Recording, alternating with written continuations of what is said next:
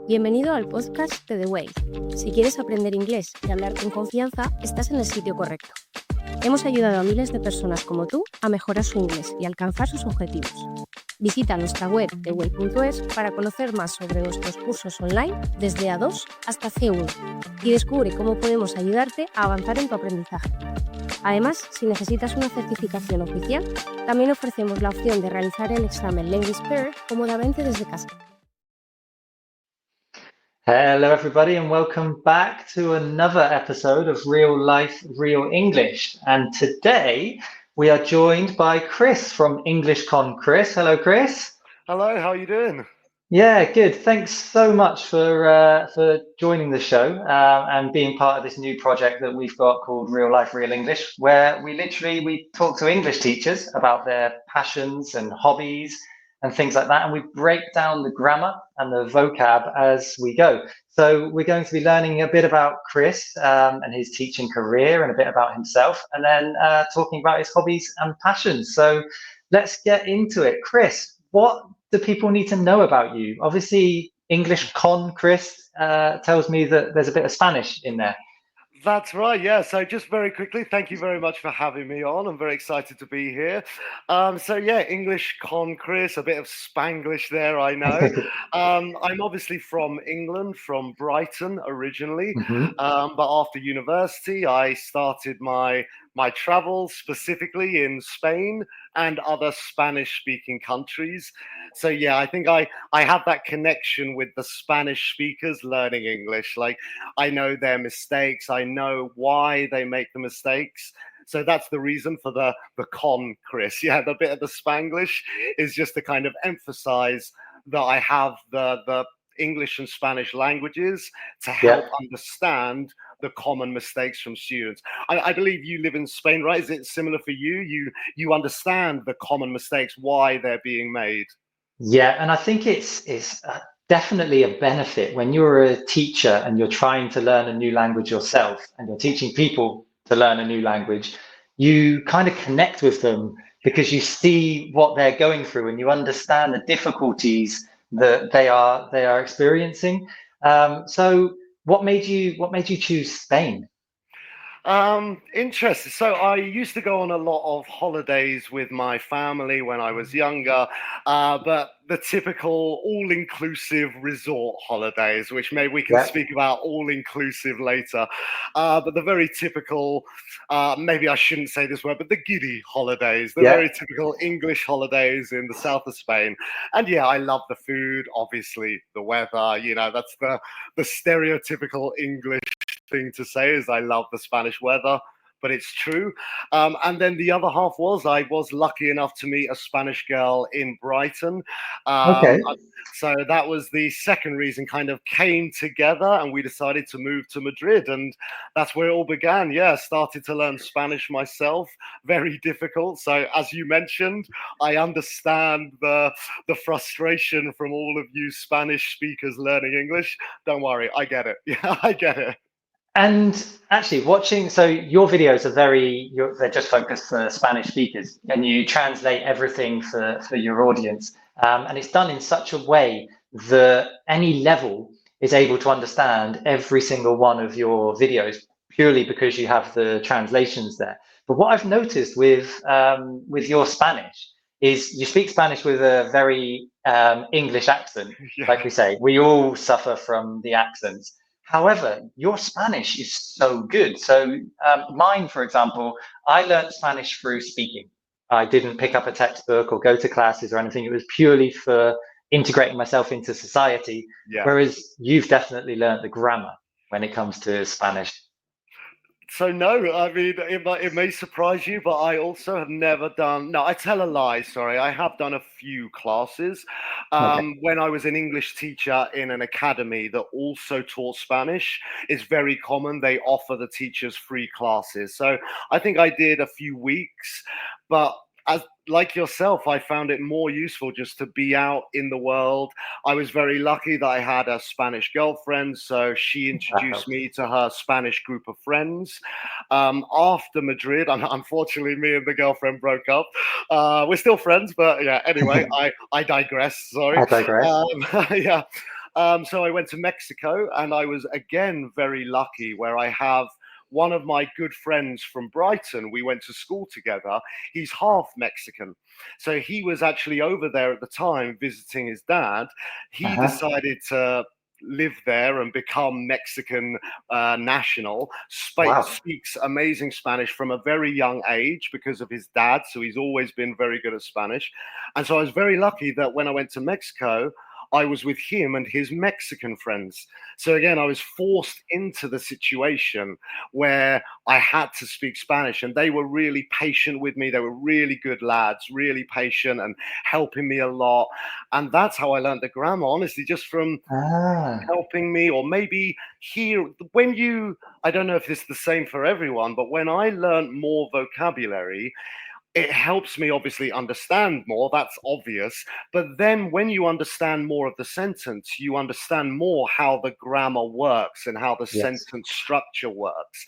On a very basic level, a beautiful house, a casa bonita, but you don't hear that until you understand it. And they, he said house first, and then he said beautiful. So that must be the grammar in Spanish. You say the adjectives after the noun instead of before the noun, like in English. So just by learning vocabulary, I think it helped me to learn grammar because I was understanding more conversations and listening to the sentence structure.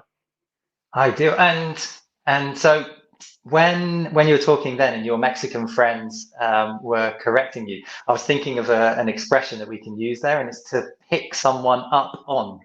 Oh, yeah. To pick someone up on their mistakes, or to pick someone up on the grammar. It's a really cool phrasal verb to use with that. So obviously learning a second language yourself and being fairly fluent in Spanish, what would be like the number one tip to give to people learning English that you feel helped you along your way to learning Spanish?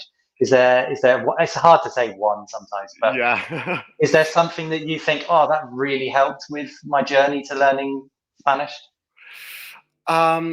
Yeah, I would say, again, maybe I kind of already mentioned it, but it's those social scenarios. And it's difficult because not everyone has that opportunity where they have a group of speakers who can help them with the language and just immerse yourself. There's language clubs which can help. Every city in Spain and even in London and England as well, there are language clubs where you can practice. But yeah, it was that situation, that scenario that really helped me.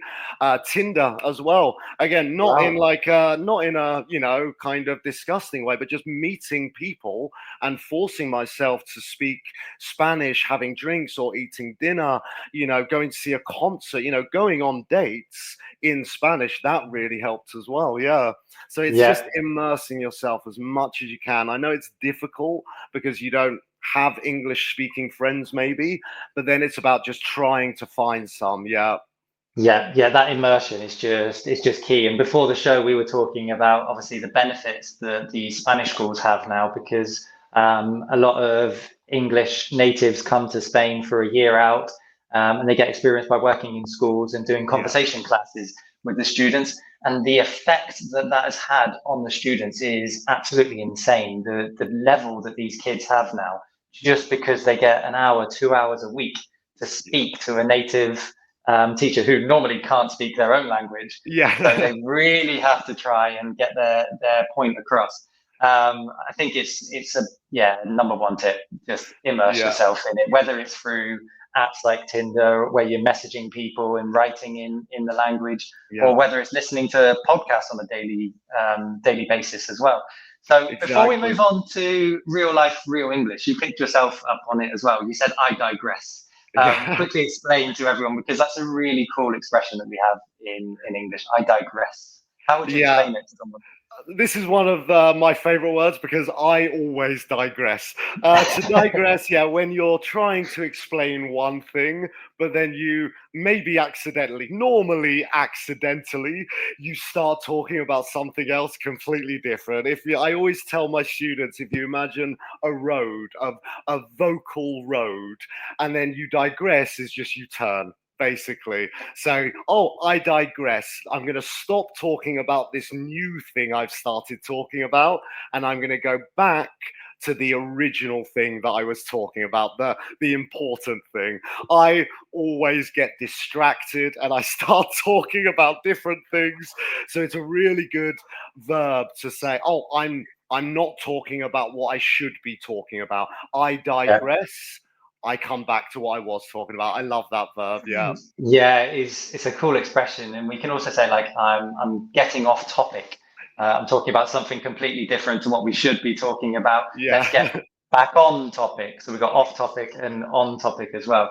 And I know a lot of my students could use that a lot because they start to talk to me about their weekend, and then they're telling me about gossip at their school, and it's completely different to what they should be talking about. Yeah. So yeah, I digress. It's a very, very good expression, and I'm going to tell my teenagers to start using that one. Yeah. So let's move on then to real life, real English. So before the show, you said you wanted to talk about travel, movies, and series. Let's start with travel because you've mentioned obviously Madrid and now you're in Gijón, and you mentioned Mexico. So you've obviously traveled a fair bit. Tell us a bit about where you've traveled and your adventures. Yeah, first of all, I want to say sorry if those are quite boring. Maybe all the listeners are like, travel series and movies. But obviously, I love them, and also I think they're all really good for learning a language. So I thought it'd be a really good few topics to talk about.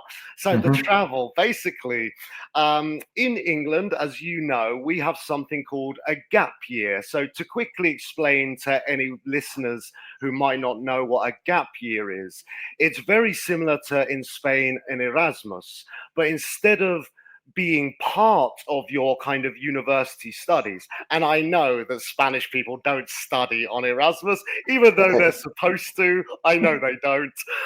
But gap year is different, where, for example, I applied to university and I got my spot at the university, but a year in advance. Meaning I had my place fixed, but I had a year to do whatever I wanted. In England, we call this a gap year.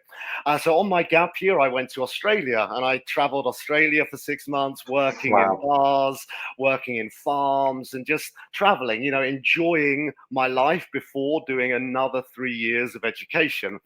And then I caught the travel bug, which is something I definitely want us to mention later because I love that expression. I caught the travel bug, and I decided that after university, I was going to leave England and just keep traveling. So finished university. As I mentioned, I went to Madrid. No, tell a lie. Sorry, I tell a lie. I went to Canada first to snowboard for 6 months, which was great. But that's not really related to the English, so I'm going to jump ahead. Madrid, where obviously I began my Spanish journey. Then Mexico for 2 years, Mexico City, which I love Mexico, the food, the people. I love Spain, I love Madrid as well, but the food in Mexico was amazing. And then after 2 years of that, I decided I wanted a bit of a change. So I went to China, Beijing, and I lived in Beijing for about 3 or 4 months. Not very long, but I had a really good kind of 3-4 month experience in Beijing.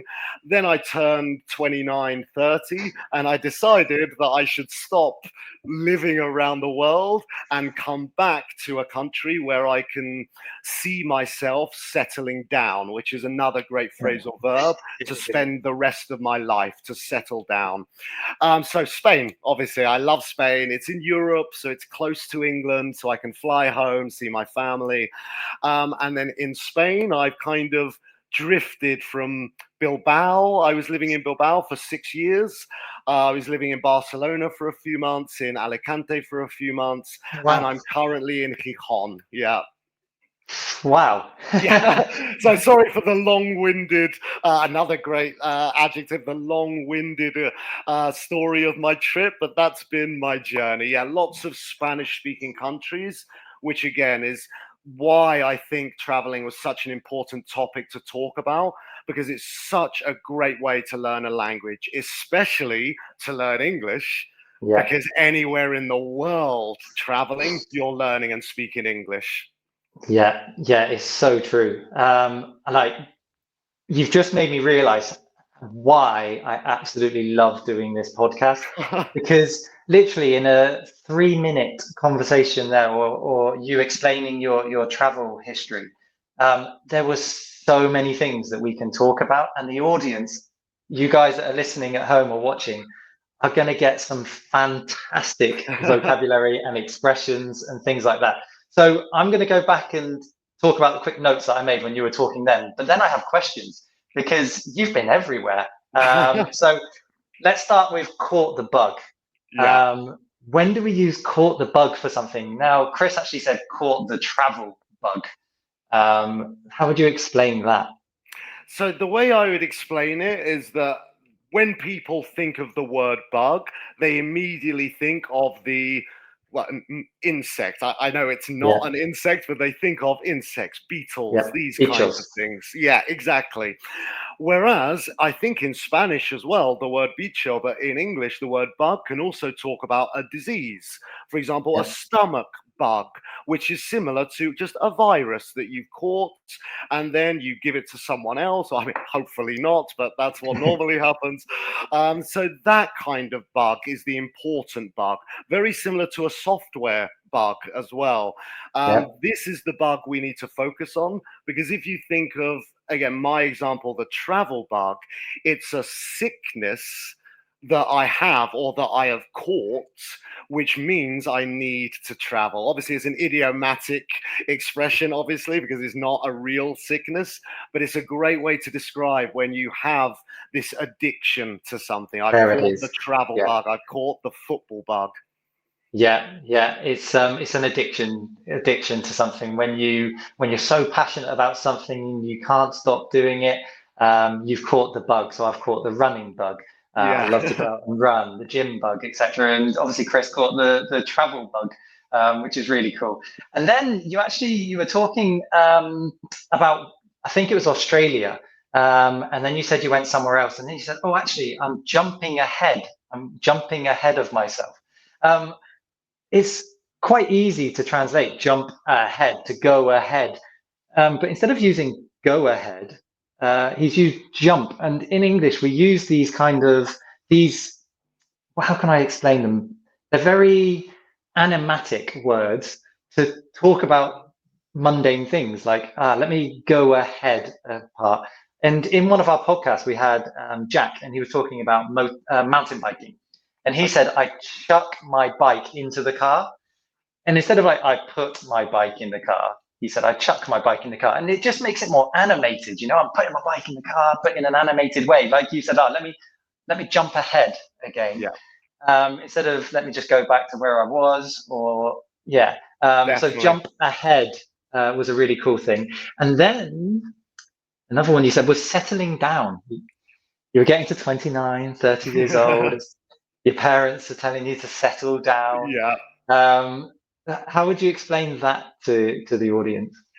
So the first thing I would say, obviously, it's a phrasal verb. If any listeners don't understand what that means, don't worry. But they're very, very common in English, where it's a verb and a preposition. The settle is the verb, down the preposition. This phrasal verb specifically is, as you mentioned, 29, 30. It's to have the intention of staying in one place forever. I say have the intention because obviously anything could happen. The future can hold any possibility, but we have the intention. It's normally, not always, but it's normally if you get a fantastic job or that's not remote working is important to mention. Hmm. Maybe you buy a house or you buy a flat, maybe you get married and start a family. These kind of decisions where it makes your life more difficult to change city, like at the drop of a hat. Sorry, more expressions, at the drop of a hat. Yeah, settle down is that the intention to stay. I don't know how you would say it in Spanish, asentarse, like just be settled and comfortable, maybe in Yeah, one spot for the rest of your life. yeah, to kind of build a base for yourself and Perfect. become, yeah, like you said, comfortable is a very good word. You find a house that you're comfortable in, you find a job that you're comfortable in, you find a partner that you're comfortable with. So you don't have the craziness of, right, I'm off to Japan, I'm off to China, I'm off to here. It's, yeah, you're more settled. And Exactly. a lot of times I go into classes and the students are in there before I get there, and they're quite noisy or rowdy. That's a good word as well to use to explain it. So rowdy, when people are really noisy and animated. And I go into the classroom, I'm like, children, settle down, like calm down. And again, that comes Yes. back to become comfortable and calm and live an easy life. That's the plan. And then you said you drifted from place to place. Instead of you went from place to place, you said drifted. Why drifted to explain that? It's a really cool verb. Well, I think again, talking about what you mentioned a second ago, it's these animated words. Obviously, yeah, it's just obviously drift would mean to move without any real kind of plan. Like, yeah, obviously you have some plans. I want to go to Gijón. Now I want to go to Bilbao. Like, you know, you have some plans, but again, it's more open. It's more just kind of drifting from place to place. But really, the reason I used it, as you mentioned, is just it makes the sentence a lot more interesting than saying I moved or I went from this place to this place. No, I drifted around Spain. Yeah, really, really great expression. And then another one I wrote down, you said that was a long-winded story. Long-winded. For people listening, if you said long, obviously they understand that if something is long, it's largo in Spanish. And winded, they might not fully understand the full context of the word because you got wind. But winded is obviously when you have the air taken out of you, is to be winded. But long-winded means something completely different. So how would you explain that?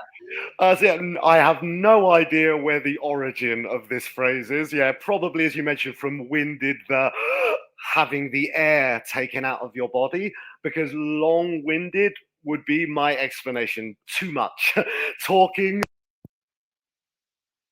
Long. Yeah, I'm very, very commonly, I do give long-winded explanations because I talk too much sometimes. Yeah. Yeah, it made me think then when you were explaining it that maybe it came from somewhere like where we talk and talk and talk and talk and talk until we're out of breath. That's what I'm And then we thinking. take Yeah. that breath. So it's long-winded because you're using all of that wind or air that's in your lungs to talk, and then you come up for air and I think it yeah. might be, yeah. Obviously, it's very specific to explanations. You can use it in some other contexts, but yeah, it's very specifically used with explanations, a long-winded explanation. Yeah. Yeah, when something goes on for a long period of time. And then the last one you said was drop of a hat. I love expressions like this because I can just imagine the literal drop of a hat. So, like, I take my hat and I drop it, Yeah. and people that are learning English are going to be thinking that we're crazy to have these sort of explanations, these expressions. So, a drop of a hat, how would you explain that? Very basically, I would say immediately. At the drop of a hat is immediately with no real kind of plan, just to go for it. What I find really interesting is that, yeah, this expression that we're now speaking about was part of the questions about previous expressions.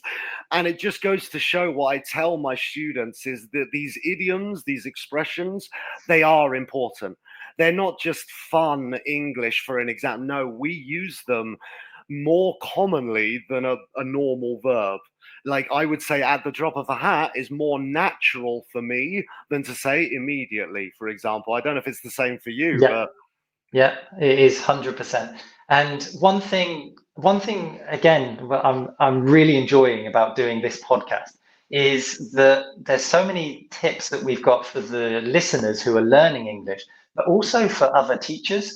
There's little gems that we're getting from people, and obviously, teaching these expressions is something that we have to think about doing. So in our academy, for example, we always do a question of the day to start the lesson. It's a question of the day, and it's a dictation, and they have to write the question. They get a minute to write their answer. But once they get to like a B1, B2 level, what we start to introduce is phrasal verb or idiom of the day. So I give them a sentence with the idiom or the phrasal verb in it. They write it as a dictation, and then they have to then write their own sentence using that structure or that phrasal verb or the idiom, etc. But obviously we explain what it means as well. So any teachers that are listening as well, I think it's a really, really important thing to do, is to be teaching these phrasal verbs and idioms almost on a daily basis to your students, because they don't all come up in the typical books that they're reading at school, the textbooks, etc.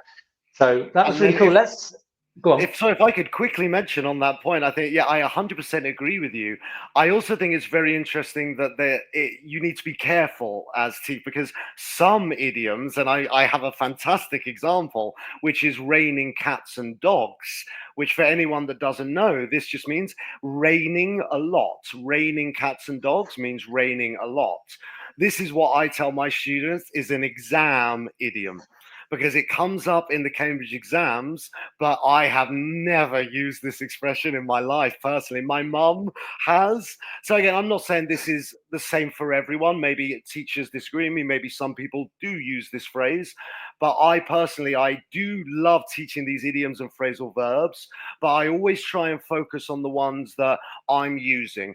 I very rarely use ChatGPT for idioms and phrasal verbs. Maybe for some other ideas, I might use ChatGPT to help me with my Instagram videos, but idioms and phrasal verbs, no. Which ones am I using? Which ones are being used on the Big Bang Theory when I'm watching Netflix or Stranger Things? So that's a great one to teach.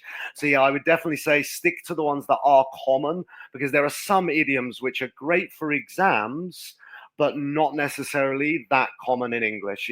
I don't know if that's something you agree with. Yeah, 100%. Obviously, we like to try and teach some that are not in the Cambridge books, but the ones that are in the Cambridge books, you're going to see them in the Cambridge exam. That's the ones that they're going to use. And luckily, Cambridge and companies like that, exam boards like that, they've got so many materials and resources that they can give to us and to the students to tell us what to expect in the exams. Yeah. Talking about you said something that you hear in the Big Bang Theory. That's a really good segue to move us on to your next topic. Now, a segue, if I said segue to my students, they probably think of the electric scooter things that are called segways. Yeah. But a segue is like a connection to move us on to another thing. So it's a good segue to move us on to talking about series. Now, anyone that hasn't seen Chris's videos yet, he explains lots of expressions, and then at the end or during his videos, he inputs some videos from series, from movies and things like that, where people are using those expressions in real life.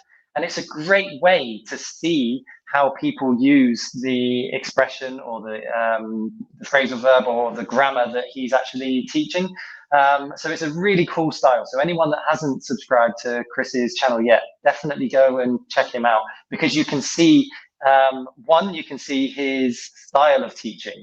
And Chris is very much like me. He's very animated, talks very firmly, very clearly. And then to have these real life examples as well, with lots of different accents, it's just a great tool to have to learn English. So let's talk about series and movies and how you obviously bring them into your classroom. But what do you enjoy about movies and series and things?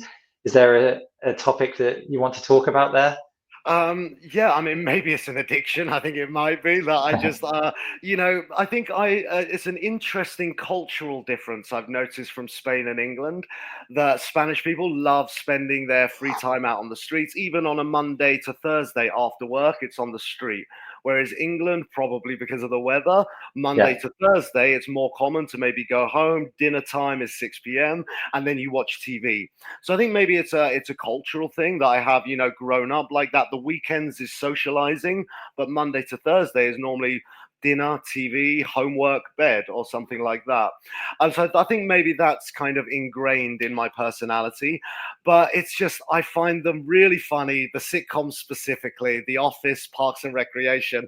And the reason I wanted us to talk about this was because of how useful it is to learn English. And the reason I chose specifically sitcoms, which are situational comedies, like Big Bang Theory, Friends, Brooklyn Nine-Nine, The Office, all of these 20-minute episodes, funny. For any listeners, the sitcom, situational comedy, is because the comedy comes from the situation. Ross saying Rachel's name at the wedding. That's where the comedy comes from. Anyway, I digress, as we remember. Sorry. So for Spanish students, Spanish speakers learning English, I definitely recommend sitcoms because it's modern English. Watching The Office or Brooklyn Nine-Nine, it's different to watching a film, whereas a movie, maybe, depending on the movie, might be more similar to a book where it's very advanced vocabulary because it needs to be descriptive. It needs to, like I said, be animated, really get the viewer's attention. Whereas sitcoms are more focused on social English. So for people looking for that kind of English, wanting to know how to have conversations in English, I think sitcoms are brilliant. I do understand that comedy is one of the hardest things to understand in a second language. I do understand that. But just the actual English itself is brilliant for vocabulary, expressions in social situations. And yeah, I love them. I always have them on in the background. Even if I'm doing something else, I'll have The Office on in the background. Yeah. That's a very British thing as well, I think, is the TV on in the background. Definitely, yeah. Whichever house I went to in the UK, the TV was always there. It was on in the background, whether it's a sitcom or something.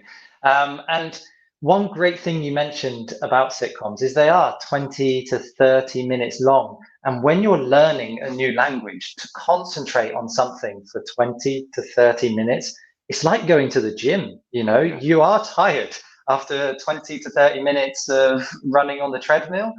You're tired, and your brain is going to be tired after watching 20 to 30 minutes of a series, but properly watching it. Yeah. The great thing about watching a series is you can kind of understand the context of it because of body language and intonation and things like that. However, if you properly watch it and you're listening and trying to understand the words and, right, what was that word? I didn't understand that word. Let's quickly note it down.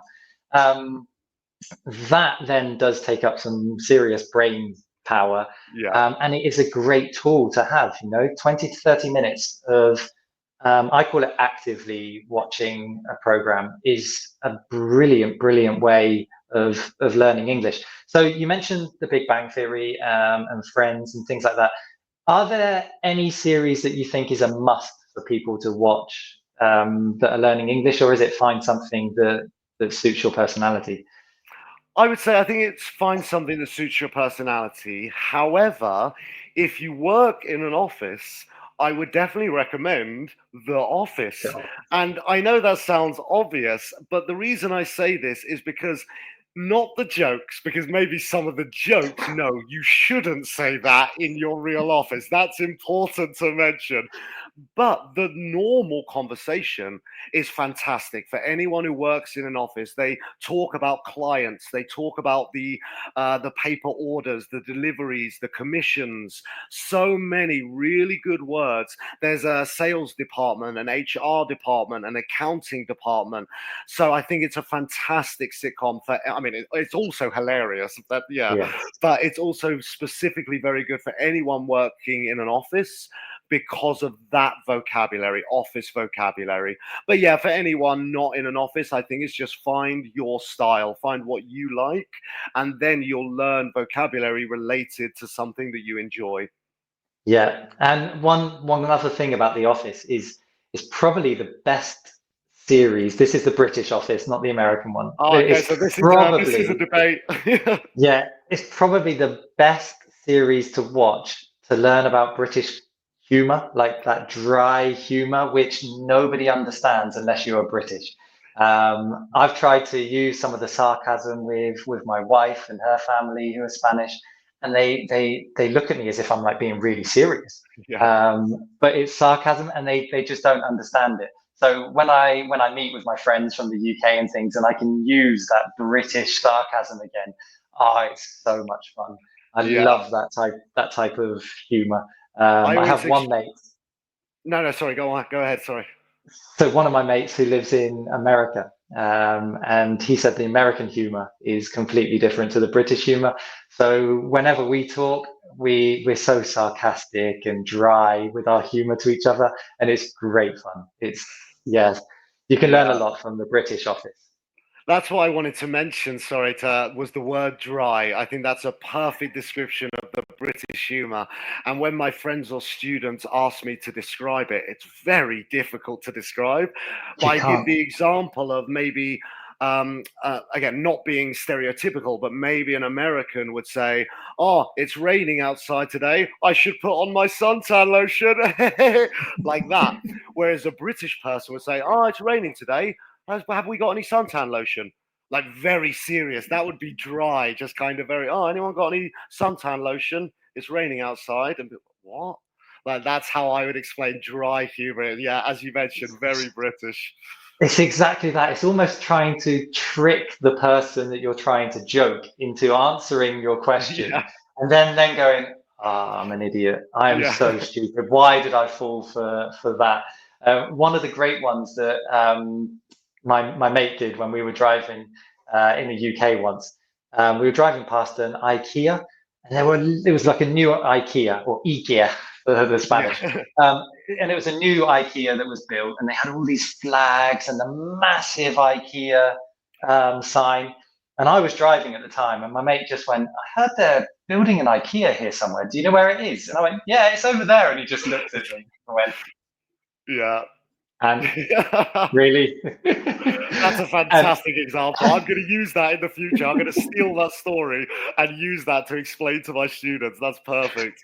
and there's a good expression as well where you fall for something.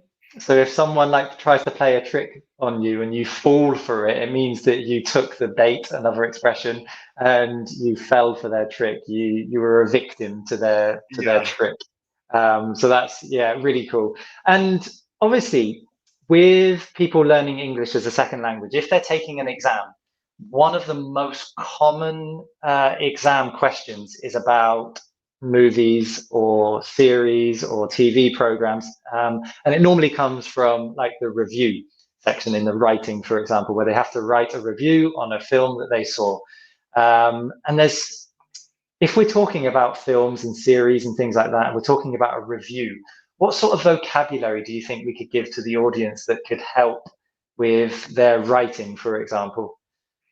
My biggest advice for anyone, sorry, my biggest piece of advice, sorry, for anyone writing a review, especially for the Cambridge exams, is what we've mentioned a couple of times today, is this animated vocabulary. A very good example would be to read Lord of the Rings by J.R.R. Tolkien, where there's about 5 pages describing trees. So if you can describe trees in 5 pages, you can find 3 synonyms for the word you want to use. And that's my biggest piece of advice, is just don't use the verb that you're thinking of. Use a different one. Use a synonym, because that's stories. You can't use just good English. You need to use good descriptive English and very animated English. So synonyms, I would say, is my biggest piece of advice, is synonyms. Try and learn as many as you can. Extreme adjectives, instead of saying very hot, use boiling. These extreme adjectives, we call them in English. I think it's so essential for these reviews, because you need to be descriptive. I think that's the key word, descriptive. Yeah, when you look at the marking scales for all of these exams, whether it's Cambridge, Language Cert, Trinity, on the top scale of the speaking, the writing, they all say candidate shows a wide range of, and then you've got grammar, vocabulary, etc. Sometimes they specify the type of grammar and vocab that they want. One of them is cohesive devices, so your linkers and things like that. And they specify that on some of the grades. So when Chris was saying then about, find synonyms to use, make sure not, if you think you've used a synonym and you're like, oh, I've used a synonym, I'm going to use that same synonym again. Don't. You can use that original verb once, then show the examiner that you have a synonym for that same word, and then you have an expression to explain the same thing as well.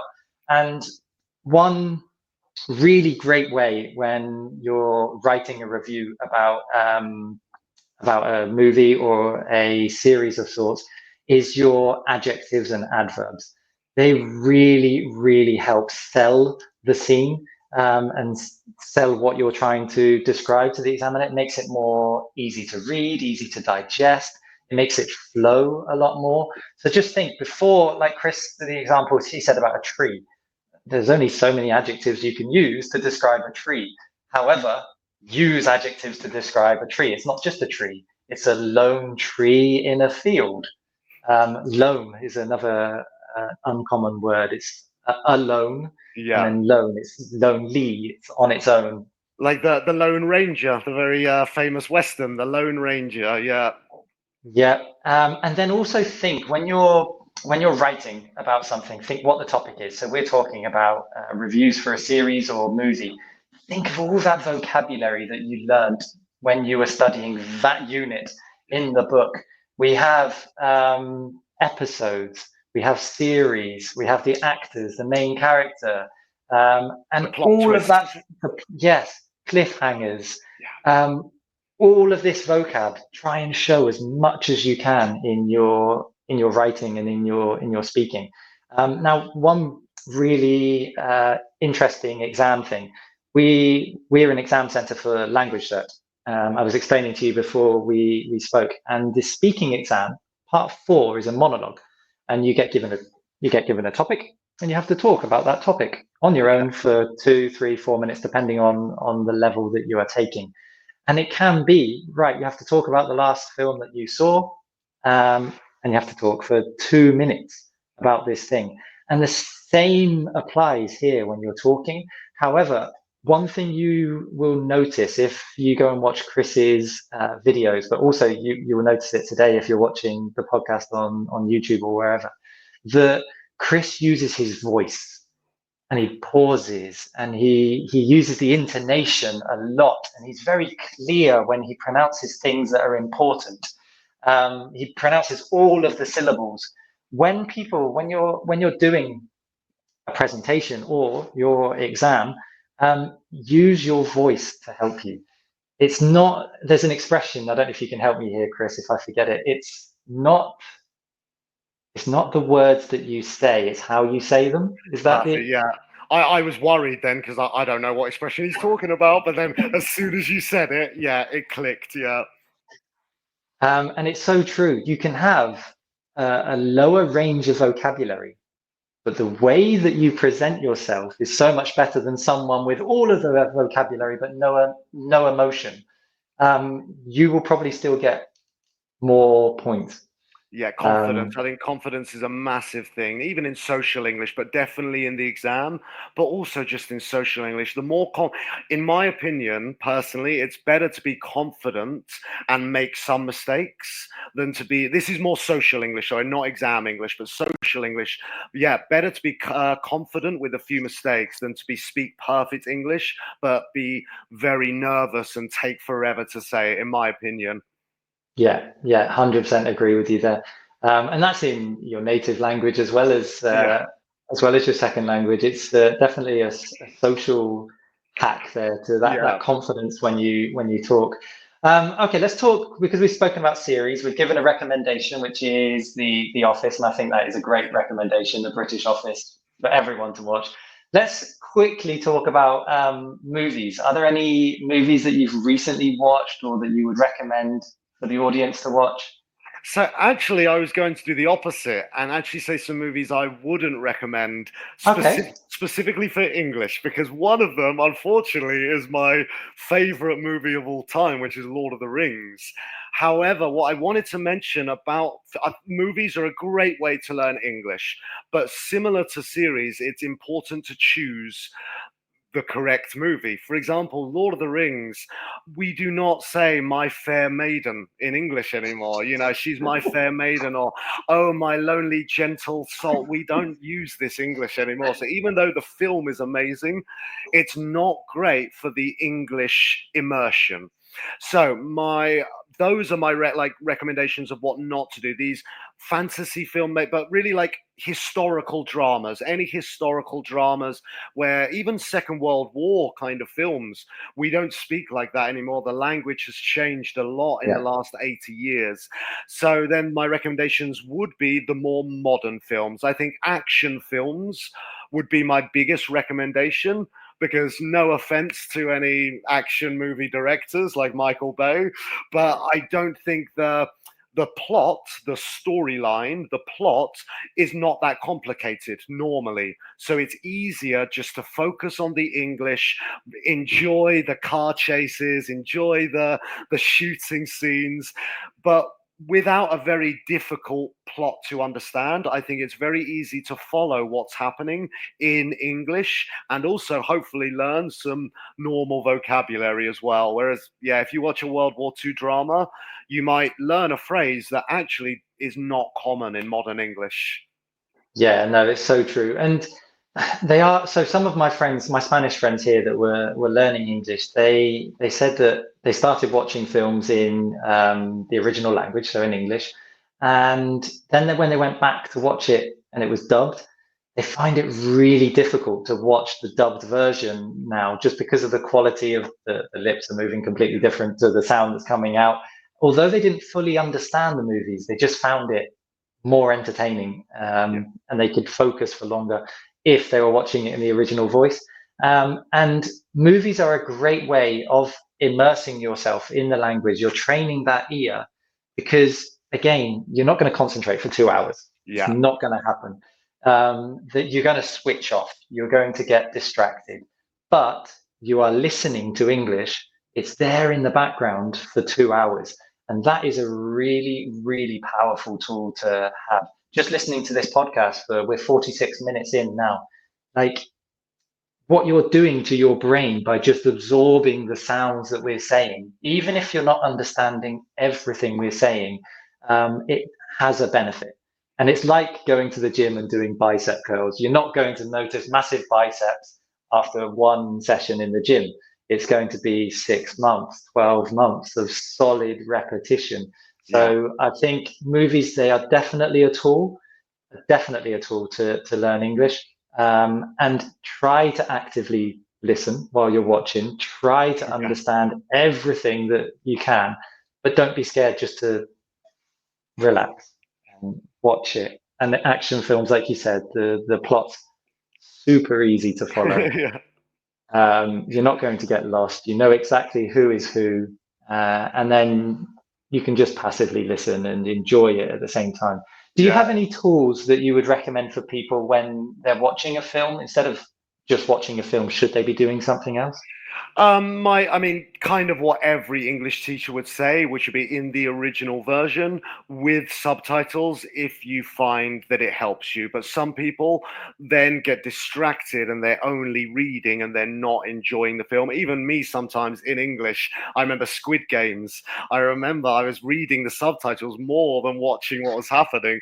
But again, that is the best option. I think you're right. It's impossible. You are going to drift out of and then drift back in again. So I think it's just keeping that on, not giving up. Even as you mentioned, even if you drift out, as long as it's still on in English, don't give up and be like, oh, I'm going to change it to Spanish. No, don't do that, make that mistake. Sorry. I said my biggest piece of advice, we've mentioned traveling and films and series. My biggest piece of advice in all of this would be something that you enjoy at the end of the day, because anything you don't enjoy, if you do it in English, it feels like you're at school. It feels like you're studying. And no, you do classes for that. If you do it again in your free time, it's not going to be enjoyable, and you'll end up hating the language and not wanting to Yeah. study. So always focus on things that you enjoy. So at least then, even though it's in English, it doesn't feel like school. It doesn't feel like it's necessarily you're studying. No, you're doing something you enjoy in a second language. Video games is a great example. If any listeners like playing video games, change the FIFA commentary to English. You're still playing FIFA, the game's exactly the same, but just subconsciously you're listening to this commentary in English. And yeah, as Anthony mentioned, you will automatically subconsciously learn certain phrases or sentence structure. So that's my number one advice, is stick to things that interest you, because otherwise it will feel like studying. Yeah, yeah. We had, I think it was one of the first episodes, it could have been the second or third episode that we did, and we had a teacher called Aurelia on the show, and she spoke about journaling, and the importance of just writing in obviously your mother tongue, but also in a second language. It can really help. So a thing that we were speaking about was when you watch a series or something in your second language, quickly get your journal, your notebook, and just 5 or 6 bullet points of what happened. So this is what happened, this is what happened, here was the plot twist, and then at the end this happened. And that will really help you not only with your writing, but also with following a series and following the storyline. Because you'll find yourself as you're watching it, you'll be like, right, this happened, I'll make sure to write that afterwards. This happened, I'll make sure to jot that down. There's another really cool expression, to jot something down, to take a note of something. And it really helps. And all of a sudden, you're turning this activity that can be just you sit down and chill and watch a film, but you're actually making it educational now. And you've just taken that little step to enhance your learning and to speed up your learning process. And I think that's super important with anything that you can do in the second language. Try not to just do the minimum, just do something above. Take that little leap. So after intercambio, when you go and meet a load of people, write down the names of the people you meet and the jobs that they have, or something that you found out about them, or repeat it back to them. So you're practicing the speaking as well, and it's just taking that extra step above your normal learning. So yeah. So what we're going to do, I'm going to quickly promote your socials, Chris, because I think everyone that is trying to learn English and has a bit of free time and is enjoying the social media and the sort of short bite-sized videos, Chris's are just completely different. One, because his animation when he's speaking, his emotion when he's speaking, he speaks extremely clearly in English, is definitely a selling point, and it's a great accent to hear as well. And then secondly, if you're a Spanish speaker, he has everything explained in Spanish, and his videos reminded me of the Cambridge Grammar in Use books for Spanish speakers, because you have all the questions in English and then underneath a Spanish explanation. And it's one of those books where you can self-teach yourself. So Chris does it really well. And then he brings in real life situations as well by having sitcoms and clips from movies and things at the end or during to show you the different accents of people using the grammar in use. So his Instagram is English Con Chris, TikTok as well, English Con Chris, and then YouTube, English Con Chris. You said at the moment you're more active on Instagram and TikTok, yes? That's correct. I also just quickly thank you very much for your kind words. Yeah, really, I really appreciate it. Thank you very much. Problem. But yes, Instagram is the main one at the moment. But just like yourself, I'm hoping to start making longer form videos to kind of focus more on YouTube. As you mentioned, yeah, the Instagram and TikTok, very bite-sized videos, and I hope people like them if you do watch them. But in the future, yeah, I am going to prepare some kind of longer form mini classes. I don't know how long exactly, but yeah, something different for the YouTube. So yeah, thank you very much again for your kind words.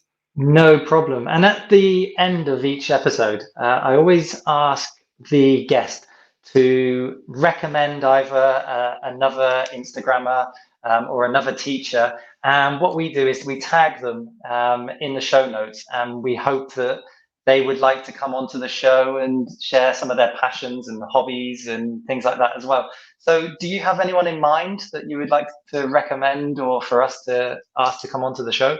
Yeah, so this was a very difficult question when you asked me before the show, because one of the things I love about this community is that there's no competition between any of us. There's so much demand for English learning that all of the teachers that I've met have been so collaborative and so amazing. So I've got a long list, but I'm going to start with a friend of mine, Paul, with the Instagram handle I Study with Paul, all in English. I Study with Paul.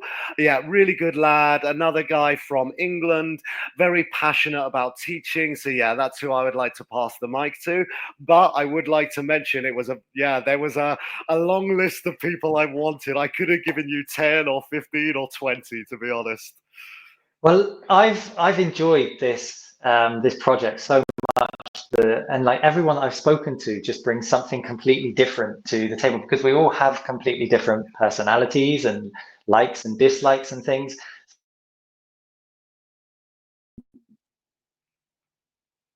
Are you still there? Oh yeah, sorry, yeah. Yeah, this is the first episode we've done where we're talking about films series. Travel, I think, is a natural thing. Anyone that loves languages loves travel.